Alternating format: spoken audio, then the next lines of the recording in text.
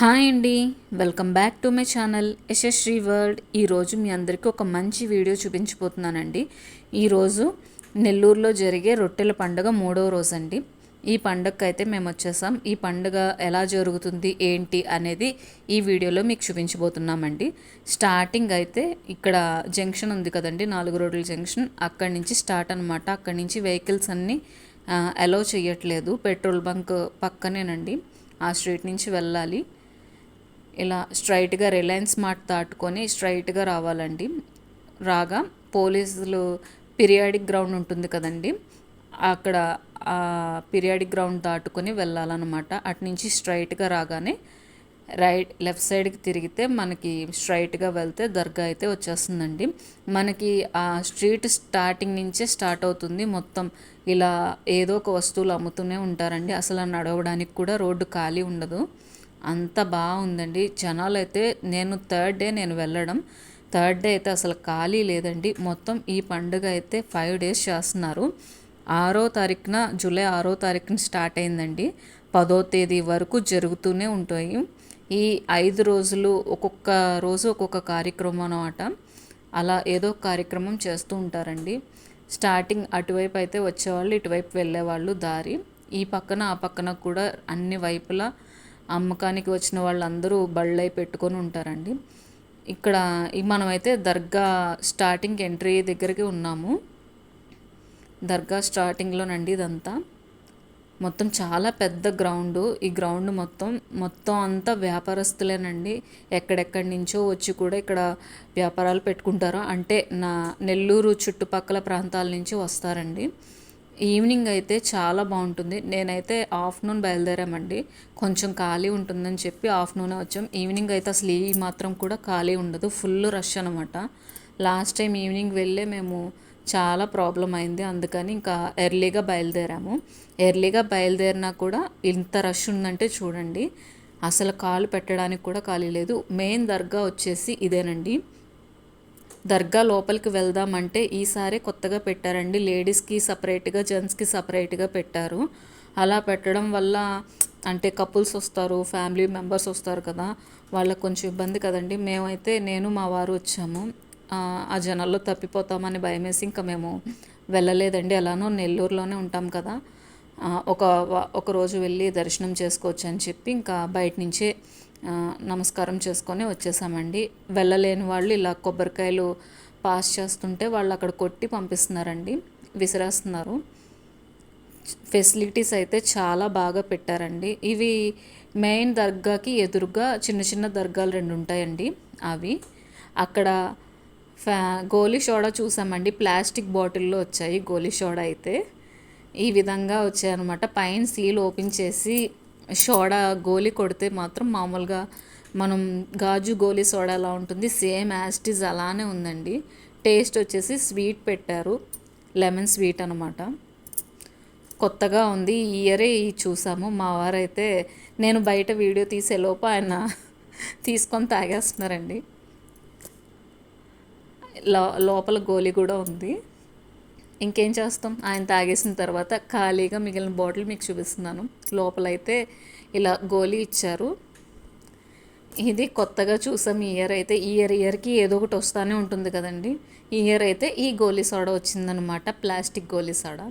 ఇప్పుడు వచ్చేసి మనం దర్గా చూసాం కదా, దర్గా తర్వాత మనం రొట్టెలు మార్చుకునే నది, అదే చెరువు ఉందండి, స్వర్ణాల చెరువు అని అంటారు దీన్ని.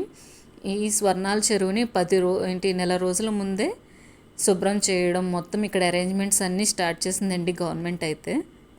ఈసారి అయితే అరేంజ్మెంట్స్ అన్నీ చాలా బాగా చేశారండి. ఆ చెరువుని కూడా చాలా బాగా నీట్గా చేశారు. ఎక్కడికక్కడ క్లీన్గా నీట్గా ఉందండి. రెడ్ క్రాస్ వాళ్ళు అందరూ చాలామంది చేస్తూ ఉంటున్నారు, నీట్గా క్లీన్ చేస్తూ ఉంటున్నారు.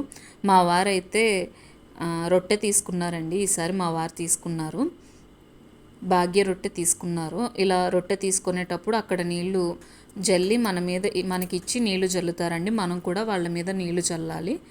ఆ రొట్టెని ఎవరైతే తీసుకుంటారో వాళ్ళే తినాలండి. మా వారు తీసుకున్నారు కాబట్టి అదంతా మా వారే తిన్నారనమాట. ఎంతోమంది అండి ఇలాగ ఇక్కడ అందరూ ఒకరికొకరు బదులు పుచ్చుకుంటూ ఉంటారు. ఎవరికి ఏ రొట్టె కావాలో తీసుకొని వాళ్ళ దగ్గర ఉన్న రొట్టెని ఇస్తారనమాట. మా వారైతే భాగ్య రొట్టె తీసుకున్నారండి. నాకన్నా మా వారికి బాగా నమ్మకం అన్నమాట. నేను ఒక 2 టైమ్స్ తీసుకున్నాను హెల్త్ గురించి అని, ఆరోగ్య రొట్టె తీసుకున్నాను. చాలా బాగుంది. యశు పుట్టిన సంవత్సరం తర్వాత నాకు కొంచెం హెల్త్ బాగుండలేదండి, చైతు ప్రెగ్నెన్సీతో ఉన్నప్పుడు. ఆ టైంలో తీసుకున్నాను. నాకైతే చాలా బాగుంది. తర్వాత నేను ఇంకెప్పుడు తీసుకోలేదు. మా వారైతే ప్రతి సంవత్సరం తీసుకుంటారండి. ఎంత ఇబ్బంది అయినా సరే ఆయన ఒక్కరన్నా సరే వెళ్ళి దర్శనం చేసుకొని రొట్టెనైతే తీసుకుంటారు. ఎక్కడెక్కడి నుంచో దూర ప్రాంతాల నుంచి వస్తారండి రొట్టెని తీసుకోవడానికి.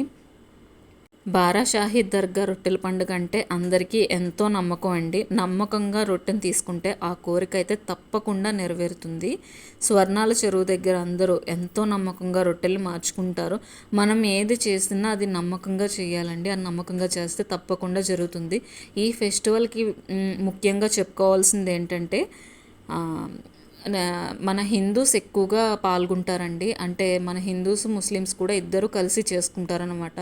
మీరు ఎక్కువగా చూస్తే మన వాళ్ళు హిందూస్ ఎక్కువ కనిపిస్తారండి.